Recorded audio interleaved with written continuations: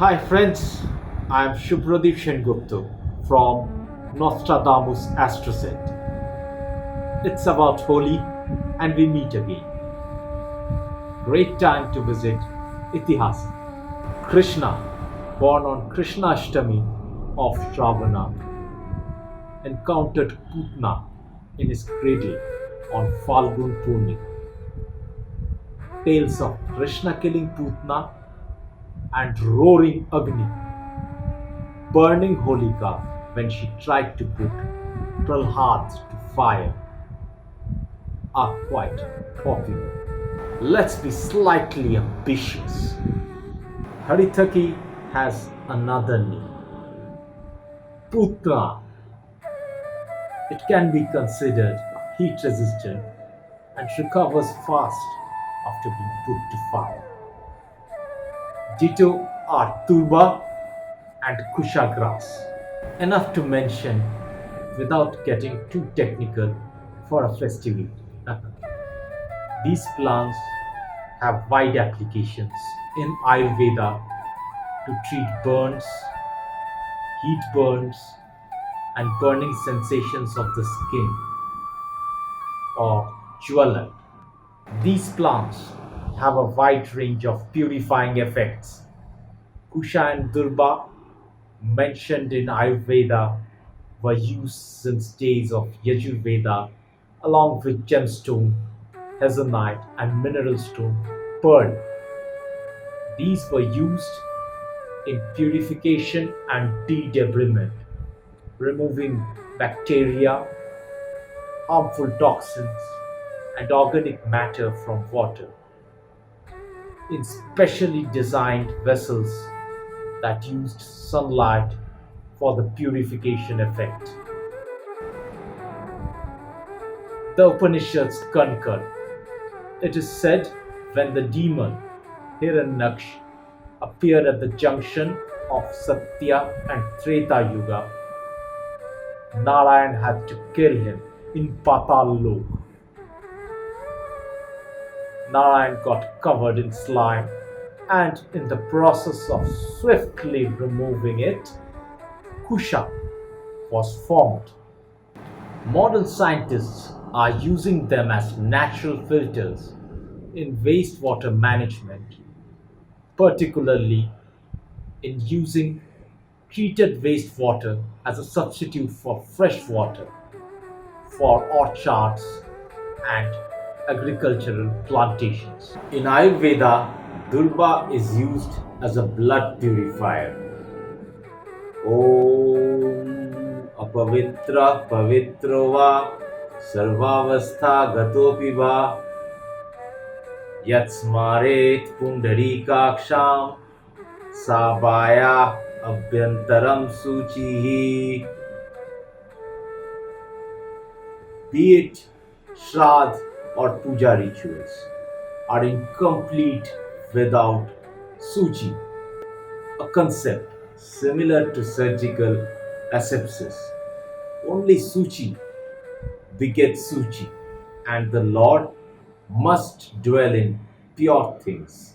Pavitri, made of kusha, is used in purification. It's Pavitri that weighs in during pujas in dosha. Example, eclipses. We'll shortly come to this in the section of remedies, upay or totke. Let's not forget another popular and perhaps the most fascinating theme of Holi, Sri Krishna's Rash with the Gopikas. The appeal of Sri Krishna is in the eternal child that he is. Over thousands of years, Sri Krishna's Leela with the gopis and Vrijbadhus has inspired poets and playwrights. He ventures out at odd hours in the afternoon just to disturb the gopinis engaged in their household chores and to bind them in his love and affection.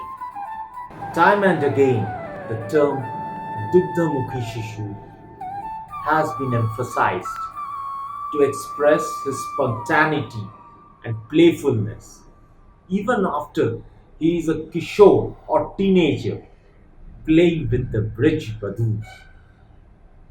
To his devotees, he doesn't age since then. A lot of Puranic literature confirms this. It has been argued by many that this playfulness is not only the secret behind his appeal, it is also found in many writers and creative genius. Ego did, however, find its way into a mature Krishna, where he has to describe himself in the Gita just to initiate his audience. He suffers and he gets vairagya or solitude in his elderly years during his Mana Leela. In the Brihadaranyaka Upanishad, the Lord himself describes solitude as being devoid of the fear of Tvitiya, Shad Ritus. In the third line, he misses the presence of a lady who could have made his life more enjoyable. We have just arrived at a stage where we can understand the celebrations. Dol Yatra during those days meant journey towards a large space designated for these celebrations. Beyond the ritualistic exchange of colorful Gulaal, and in this yuga, the celebration of spring is the shedding of a dangerous and yet inescapable ego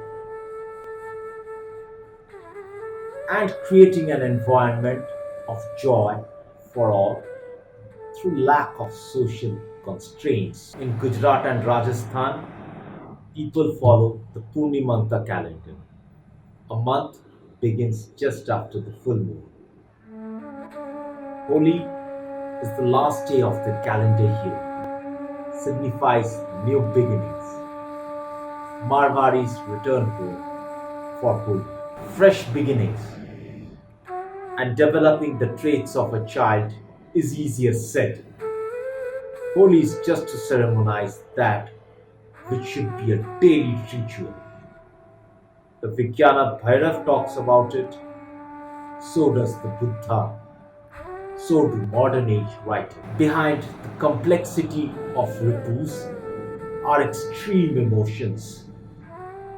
For example, bitterness, unpleasantness, vindication, and exhilaration. The mental process to deal with adversity towards a group of people or negative connections is to spot, stop, and rephrase. To usher in prosperity, want must be removed.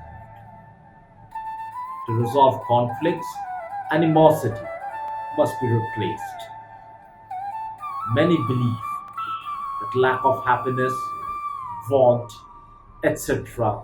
are karmic challenges to help the person grow.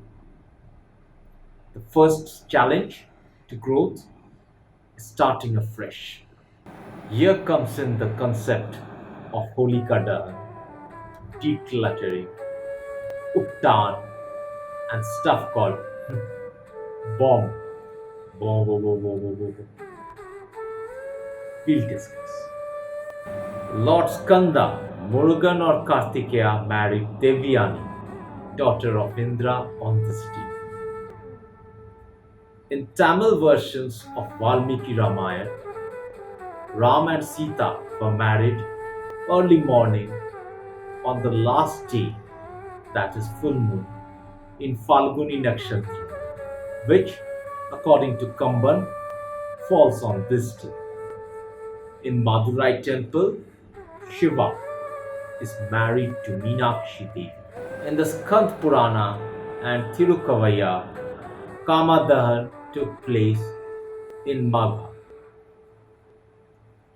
Lord Kamdev made the supreme sacrifice at the behest of gods in attempting to wake the meditating Lord Shiva on Trayodashi, eve of Shivratri, being reduced to ashes by the rage of Lord Shiva.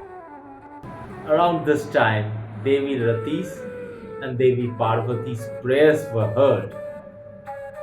Shiva married Parvati and Kamdev got back his life as Ananga or the formless one. Versions of the festival might vary across India, but it is pertinent to note that the festival is celebrated even in Malaysia. We'll focus on Kama's rising, divination, and marriage. Also, the physiological phenomena, rise of Apanavata and Kapha, melting or soaring during this time. Time for the most attractive part of the discussion: remedies, upai, and totke. Remedies performed on Holi are related to Holika Dahan, primarily from the occult. A pyre is made of wood, dried leaves, dungs, etc., according to local custom. First and foremost, local tradition needs to be followed. People call it Lakshmi Jayanti, still others will worship Hanuman, Shiva, Vishnu, Kubera, and even Kamadeva. There is no one way to go about it. In Shiva temples, where Shiva sits alone, a hemi or half circumambulation is done. In other cases, a full circumambulation is done. This is to be remembered in case a ritualistic Holika Dahan is to be performed. In case there are disputes in a joint family due to mass, special care needs to be taken. It is said that women from such a family should not see the fire getting lit. Wives of such a joint family should not be present at once at the Dahan. Married women under 50 should witness the fire one by one. Women above 50 can be present together, but not with the younger ones. Next morning, just before sunrise, such families can douse the fire with Gangajal mixed water. Usually, when the eldest lady does so, it is said that tranquility shall prevail. Only the first family to douse the fire will reap such benefit. It's customary to do an arti of the Holika fire with a coconut touched by everyone in the family. In case couples are having marital disputes, Shiva and Parvati are married following the Hiranyakeshi's Griha Sutra. Haldi, Kesar, and Kumkum are smeared on a yellow roli, wound across a coconut, and an arti is done and sacrificed into the pyre along with Durba or Kusha, depicting marital resilience. The renowned Jyotish Guru Sri Sunil Jog suggests offering 7 Gomti chakras, a species of cowrie, by the husband and the wife, with Durba or Kusha tied to the Anamika finger into the sacrificial fire, remembering Shiva and Parvati, doing 7 full circumambulance, visualizing long and happy marital accord. The fire has to completely burn the Gomti chakras. The ash of the Dahan can be taken home in a yellow cloth and kept at the puja place. tilak using sandalwood paste and this ash will help in maintaining tranquility.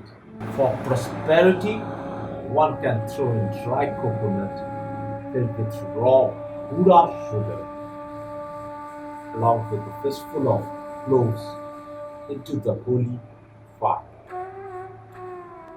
Black magic, Utli Kriya in Tantra, gets its permanence on Holi, symbolically the last festival of the year. Accordingly, many people will consult astrologers proficient in Prashna Tantra to decide an appropriate remedy. Black thread is wound around a coconut and burned. The ash is used for cancelling black magic and is thrown at some major traffic or water intersection. A word of caution: such ash should not be kept at home beyond a fortnight. As per Jyotish predictions, there has been an increase in diseases due to contaminated blood. As kapha soars, it will find its way to the head via blood or infect the abdomen by increase in apana vata. Load will eventually fall on organs purifying such toxins like liver, spleen, and kidneys. Durba juice is considered a blood purifier, and when mixed with tulsi drops and punarnava is great at removing toxins. The paste of Durba root is used both internally and topically. The root itself, when tied around the arm of a person, can reduce fever. Nature, her mother, does provide for her ailing children. Last but not the least, nature herself is decked in radiant colors and with abundant flowers that blossom. A splash of colors touch human lives. Holi is celebrated playing with Gulaal and colors sprayed through sprinklers.